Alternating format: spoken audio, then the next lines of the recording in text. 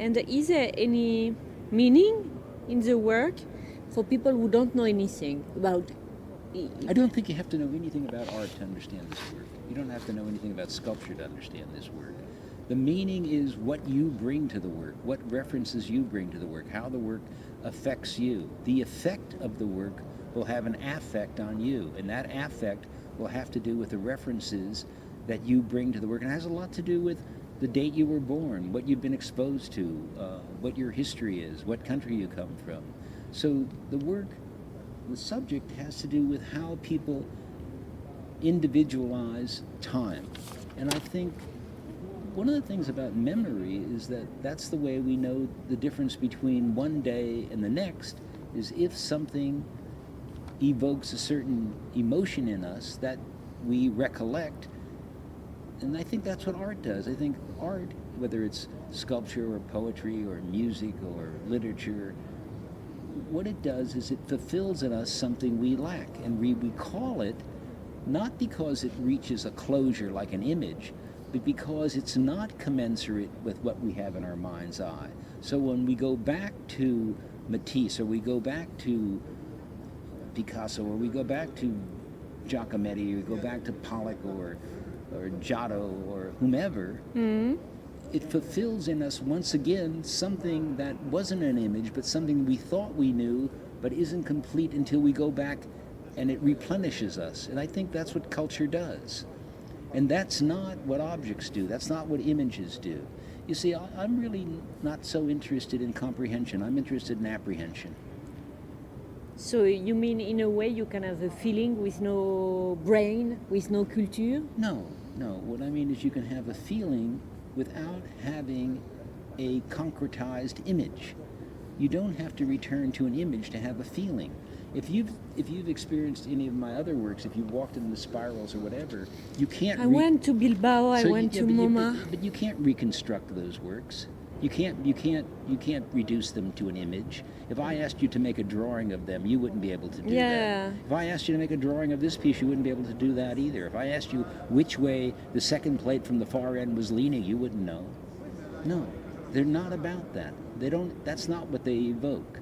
They evoke interaction with the context, and that's what you recall, or you recall. It evokes a possible emotion that you hadn't had until. And I'm not saying it's a grand emotion. It may be just a little catalyst for thought. It may. I think if you change how people see, you change how they think. And I think this piece changes how you see this space. Like everyone, you have built yourself in a way, which means you had an evolution in your work with some references. You understood step after step important things in what you wanted to do, and you look around in the world and understand things, right?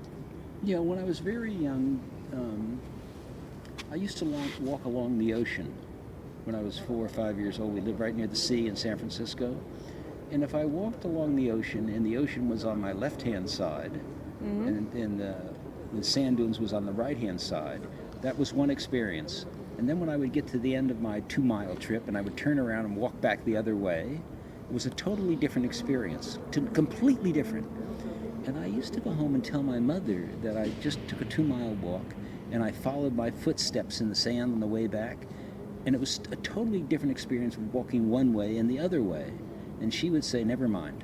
But for me, that was something that I never got over. When I first got interested in curves, I was interested in the fact that if you stand in front of a concavity, you can see all of the space.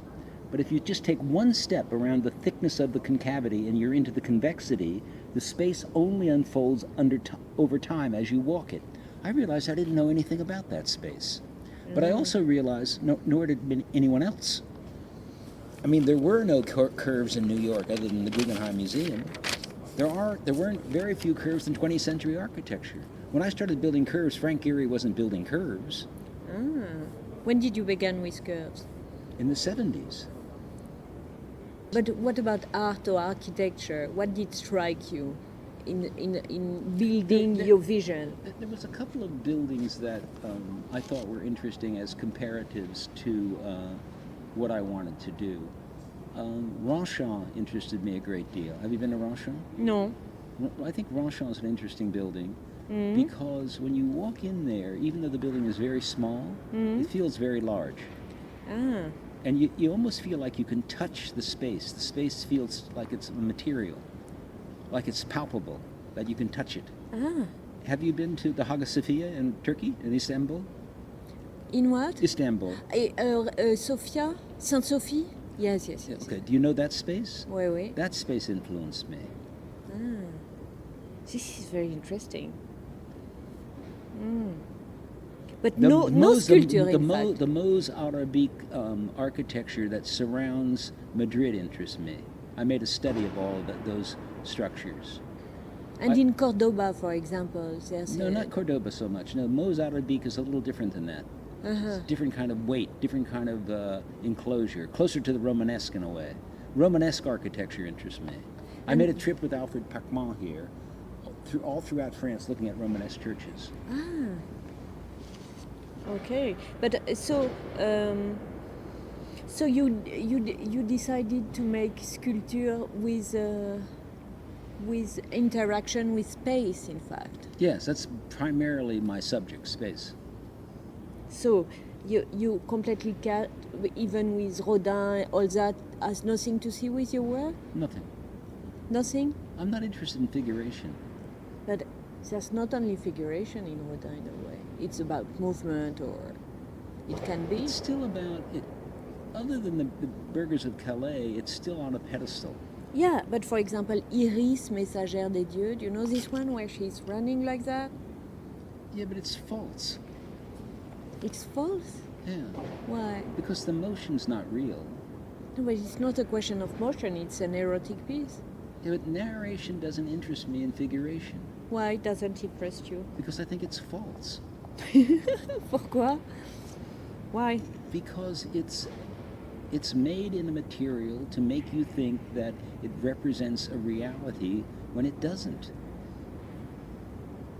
I mean, the idea of someone building a big man on a horse in bronze is absurd. I mean, if you think about it, it's not absurd. It's absurd. It's a representation. It's but most representations are absurd. But movie is absurd too. I'm not interested in narrative. But so many things are absurd in life. In But 20th century life. Then you have to decide that the nature of your own absurd contradiction becomes manifest in your content. How you deal with your contradictions has a lot to do with what you do. And how you do what you do confers meaningfulness on what you've done. And I don't deal with narrative. You could come into this space and go anywhere you want. You can see all 5 plates or not. You can walk the entire space or not. There's no preferred view. There's a notion of horizontality and verticality, but there's no preference for either.